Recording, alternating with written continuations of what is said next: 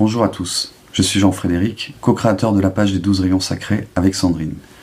Et aujourd'hui, pour cette deuxième vidéo des réflexions quotidiennes, je vais à nouveau ouvrir au hasard le livre de recueil de pensées quotidiennes de maître Omraam Mikhaël Ivanov, édité aux éditions Prosveta. Je vais vous lire la réflexion sur laquelle nous tomberons, et j'essaierai de la prolonger un petit peu, si je le peux, et de l'adapter aux énergies actuelles. Donc il n'y a pas de marque-page, je vais ouvrir donc au hasard. Et je tombe sur la pensée du 13 septembre. Les adolescents, qui ne connaissent pas grand-chose des mécanismes de la vie psychique, ne se doutent pas combien il est dangereux de laisser leurs imaginations vagabonder sans aucun contrôle. Et les parents, comme les éducateurs, qui ont fait d'eux-mêmes dans leur jeunesse, les laissent se plonger dans ces états nébuleux, et les y encouragent même parfois. Ils disent « Il rêve, c'est un poète, il faut le laisser rêver ». Mais que connaissent-ils de ce monde de la rêverie?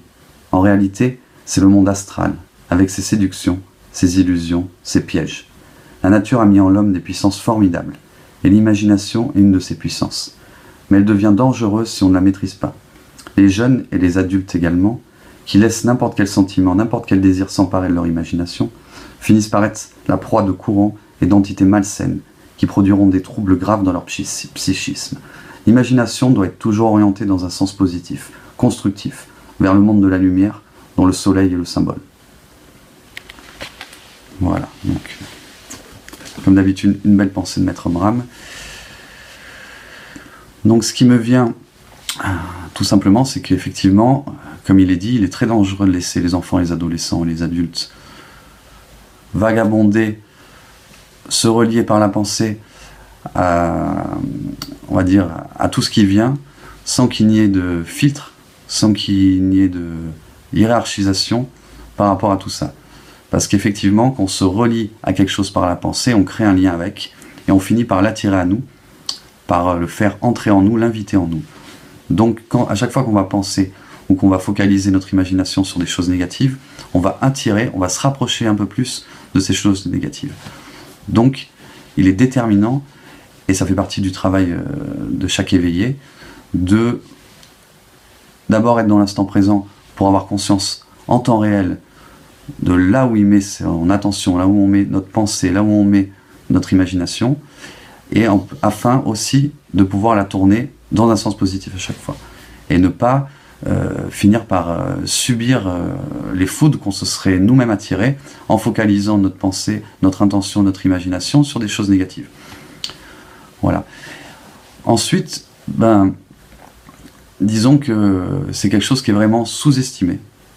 Voilà. Les pensées, personne ne s'arrête sur ses pensées, ou très peu de gens, à part vraiment des éveillés ou des initiés, très peu de gens s'arrêtent sur leurs pensées, essaient dans le sens de manager leurs pensées, et peu de gens se rendent compte que à chaque fois qu'ils vont critiquer quelqu'un, à chaque fois qu'ils vont dire du mal, à chaque fois qu'ils vont souligner l'aspect négatif des choses, voir le verre à demi plein au lieu de le voir à demi vide, ou plutôt l'inverse, et petit à petit ça va se retourner contre eux, et comme une des lois qui sous-tend la loi d'attraction et la loi de résonance qui fait que toute vibration qu'on envoie nous revient, et ces vibrations négatives auxquelles on s'est connecté vont nous revenir doublement. Sur le moment où on se connecte avec, on ne va pas ressentir des choses forcément positives, mais en plus, il va y avoir un écho à tout ça. On va dire un choc en retour. Voilà. Donc il faut doublement faire attention à sur ce à quoi on focalise nos pensées et notre attention, car c'est de l'énergie, et cette énergie nous reviendra tôt ou tard dans la figure. Donc autant que ce soit sur des choses belles, sur des choses pures, sur des choses nobles, comme ça, ce ne seront que des bénédictions qui reviendront vers nous. Voilà, c'est tout ce que j'avais à dire sur cette belle pensée. Je vous souhaite une belle journée, une belle soirée, et je vous dis à bientôt. Que le rayonnement soit avec vous.